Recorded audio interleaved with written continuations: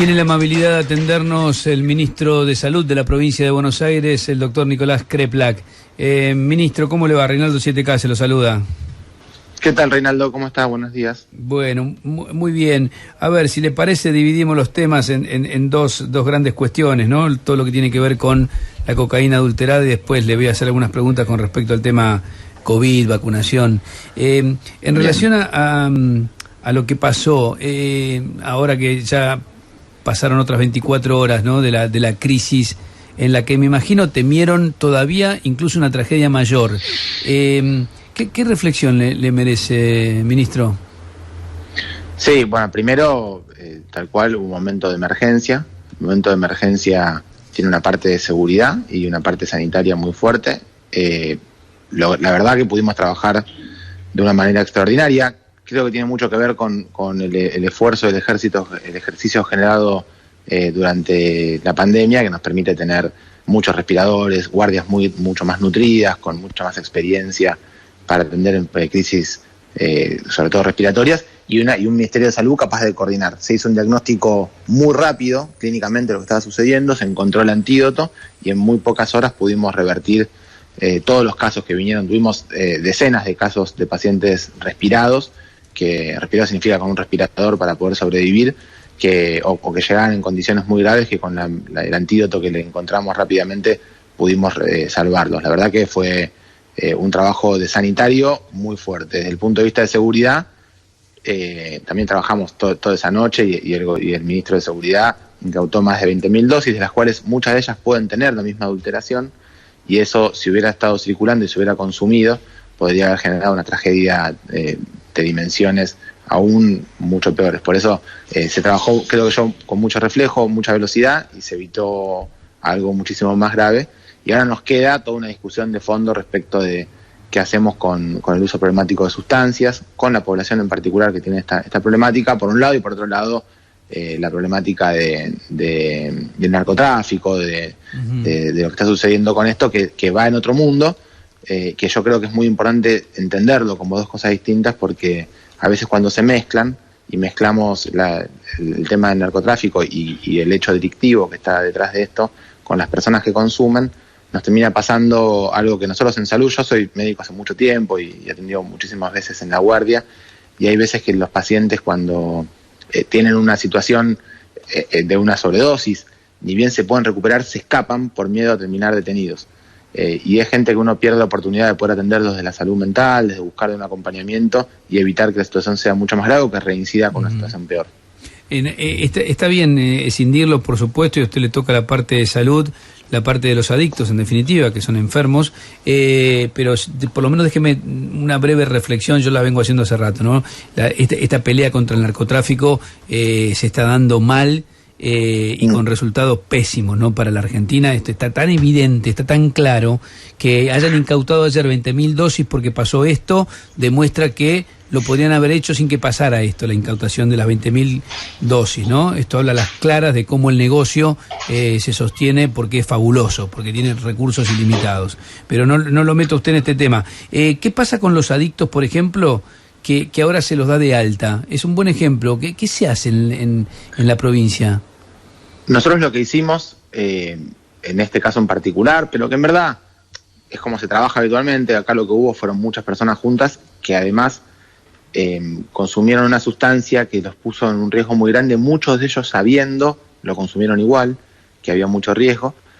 Así que hicimos un trabajo entre el Ministerio de Salud, nuestra área de salud mental, y el Ministerio de Desarrollo de la Comunidad, de seguimiento y acompañamiento de todas las personas que pasaron por el sistema de salud por haber consumido esta sustancia, de los familiares de ellos y sobre todo de las víctimas, para poder tener estas próximas horas un seguimiento muy fuerte. Va a haber seguramente en las próximas horas una situación de abstinencia y de necesidad de consumir muy rápido, que hay que acompañar para evitar. Pero también hay un trabajo que venimos haciendo hace bastante, que tiene dos partes. Una parte que es crecer el sistema de salud. En todos los hospitales provinciales tenemos ahora equipos de salud mental que antes no teníamos, que antes no había, que crecieron para poder atender, porque en las guardias clínicas se atiende clínicamente al paciente que viene con sobredosis, y si no hay un equipo de salud mental, se pierde el tratamiento, el acompañamiento, el seguimiento adecuado. Eso lo estamos haciendo crecer en todos los servicios de los hospitales, además de hacer crecer en los CPA, que son centros de atención de adicciones comunitarios que tenemos en todos los municipios desde la provincia, y coordinando con cada uno de los municipios. Hemos firmado con casi todos los municipios en los últimos 2 años convenios de trabajo conjunto para esta problemática. Es decir, es un trabajo muy grande, muy sostenido, muy complejo, que tenemos que hacer, en el cual hay una parte muy importante para nosotros, que es que no se persiga, no se criminalice a las personas que tienen padecimiento de la salud mental, porque si no, en la clandestinidad no se puede hacer salud. En la clandestinidad es imposible que podamos atender y cuidar a las personas que necesitan del Estado presente. Ministro, y por otro lado, un trabajo, y por otro lado, a mí me parece que y esto ya es más conceptual, pero y para una discusión mucho más larga, pero es una discusión profunda y muy importante, el uso del concepto de adicto tiene se centra bastante el problema sobre la sustancia. Y en verdad, el problema es el uso problemático de las sustancias. Cuando las sustancias, porque uno puede tener uso problemático de sustancias legales, como sucede con el alcohol, bueno, pasa con diversas cosas que alteran la vida de uno y le producen. El alcohol, de hecho, es el que produce más muertes, más sufrimientos, más complicaciones. Entonces, nosotros hablamos del uso problemático, y para lo cual se hace toda una estrategia de reducción de daño. Es decir, que no solo es el uso de la sustancia, sino el uso que genera más daño, lo que más preocupa. Entonces hay que trabajar, es otra parte del trabajo nuestro, que es el trabajo comunitario sobre la prevención del uso problemático de sustancias. Ministro, buen día. Le quiero hacer una pregunta sobre la atención de los pacientes. Se habla mucho de lo que fue la atención en los hospitales públicos. ¿Tienen conocimiento ustedes de que algunos hayan ido a instituciones privadas e incluso gente que no se haya atendido ni en lo público ni en lo privado por no haber revestido un caso de tanta gravedad? Bueno, pueden haber habido casos leves. La mayor parte de las personas, y yo estuve interrogando como los médicos, charlando con personas que habían pasado por esta situación, era muy llamativo, muy impresionante, porque ellos... Epa, ¿se nos cortó? Caían en una... Hola. Ahora sí, se cortó brevemente. Lo escuchamos. No, contaba que charlando con los pacientes, preguntándoles cómo había sido el cuadro clínico, era muy impresionante, porque contaban que minutos o segundos después de haber consumido la dosis, perdían el conocimiento o se sentían tremendamente mal, con una sensación de que se estaban por morir, decían ellos. Así que, evidentemente, la sustancia en peor condición, la que generó estos 20 fallecimientos que tenemos que lamentar, y las internaciones graves que tuvimos que atender, ha sido una sustancia que muy rápidamente produjo esto. Han habido otras personas que han consultado, fueron 250 que consultaron en total, algunas con un cuadro un poco más leve, que pudimos resolverlo de otra forma. Así que yo no creo que haya habido de este tipo de intoxicación muchas personas que no hayan acudido al sistema de salud, porque tenía un cuadro muy grave. Casi todos, por también, al menos lo que tenían que ver con este lugar donde vendían y el precio que estaban vendiendo la sustancia, eran de sectores que están en el sistema público, casi exclusivamente.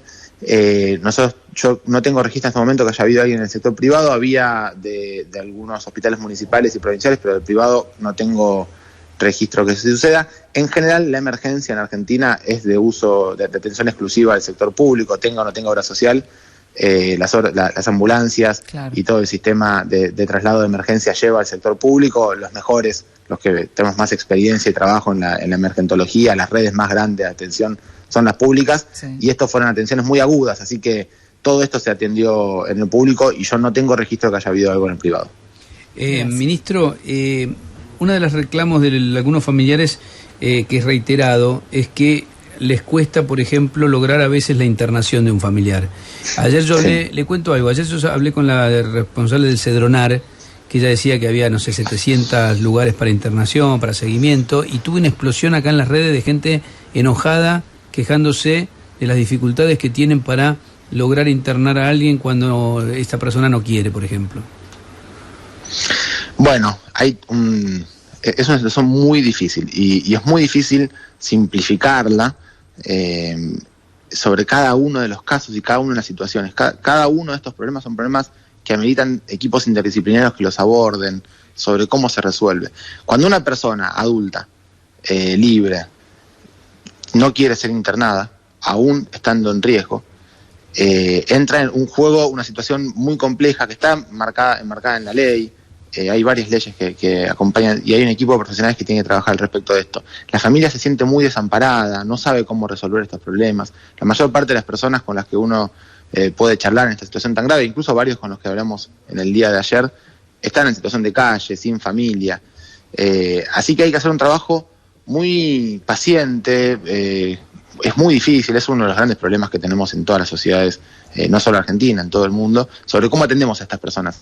Que haya disponibilidad del sistema de salud no es siempre suficiente, porque también hay que lograr que el sistema de salud dé la respuesta necesaria y logre persuadir a estas personas a que ingresen al servicio de salud tenderse. Así que es muy complejo, no es simplemente plazas y personas, sino que es un trabajo que tiene mucho de empatía, mucho de trabajo territorial. Son los trabajos que se hacen con las organizaciones de la sociedad civil, que trabajamos en los barrios, que participan las iglesias, que participan los clubes. Sobre eso trabajamos muchísimo, por eso estamos haciéndolo con desarrollo de la comunidad. Y sin duda siempre hay situaciones que cuestan, pero yo creo que sobre todo lo que pasa muchas veces es que el deseo de resolver una situación de uso problemático de sustancias de parte de la familia hace pensar que hay alguien que no le está dando la respuesta. Y en verdad, simplemente es muy complejo. Lo que hay que lograr es que todos tironeemos para el mismo lado, porque cuando uno tiene un uso problemático de sustancias, le cuesta atenderse y resolver una adicción de estas características, simplemente porque haya la oferta de un lugar de atención. Y si ese lugar de atención encima es compulsivo, casi siempre fracasa. ¿Usted tiene posición tomada en relación a la despenalización del consumo? Bueno, respecto a despenalizar el consumo, yo insisto en la parte mía, que es la sanitaria. Si está penalizado, entonces hay una criminalización de aquellos que consumen, y si se los considera pasibles de ser procesados por consumir. Ha pasado, hemos tenido en el gobierno anterior situaciones de estas. Lo que termina sucediendo es que las personas, en lugar de atender al sistema de salud cuando tienen un problema, por ejemplo, porque quieren dejar de consumir o porque tuvieron una sobredosis o algo por el estilo, escapan del sistema de salud y o no se atienden o se atienden clandestinamente. Esto es, desde el punto de vista sanitario, muy grave y hay que evitarlo.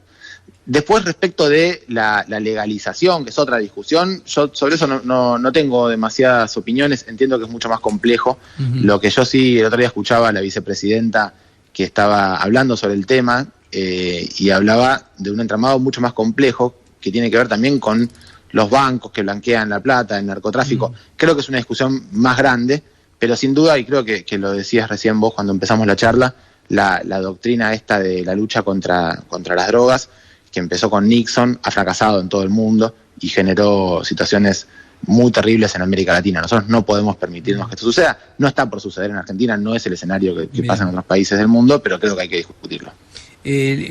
Pasamos al tema COVID. Hoy generaron una cosa muy singular, noche de las vacunas, como la noche de las librerías o la noche de los teatros.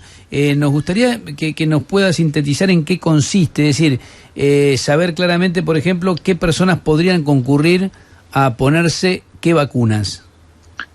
Bueno, tenemos vacunas. La noche de vacunas es una estrategia como las que venimos haciendo desde que empezamos la campaña de vacunación para llegar a la población en distintos momentos o lugares. Porque si bien tenemos 92% de los bonaerenses que comenzaron la vacunación, el 80% lo terminó, y entonces queremos que todo el mundo pueda tener primera, segunda y también la tercera dosis a aquellos que ya les toca. Así que pueden vacunarse los que tienen más de 3 años, en primera o en segunda dosis, no importa si son bonaerenses o donde fueran. Bien. Y los que tienen más de 50 años, o los que son las mujeres gestantes, los trabajadores de la salud, de la seguridad, de la educación, o aquellos que han tenido turno y lo perdieron, o no fueron a dárselo, pueden ir a cualquiera de las más de 100 postas que va a haber a partir de las 8 de la noche en toda la provincia, epicentro, en la zona costera también, pero para que puedan utilizar un momento distinto, quizás el que de día está trabajando, nunca encuentra un momento, que por ahí esta noche sea el momento de darse la vacuna. Bien, y le hago la última porque sé que tiene actividades. Usted estaba planteando de exigir otro tipo de barbijos, para el comienzo de clases. ¿Se refiere a cuáles?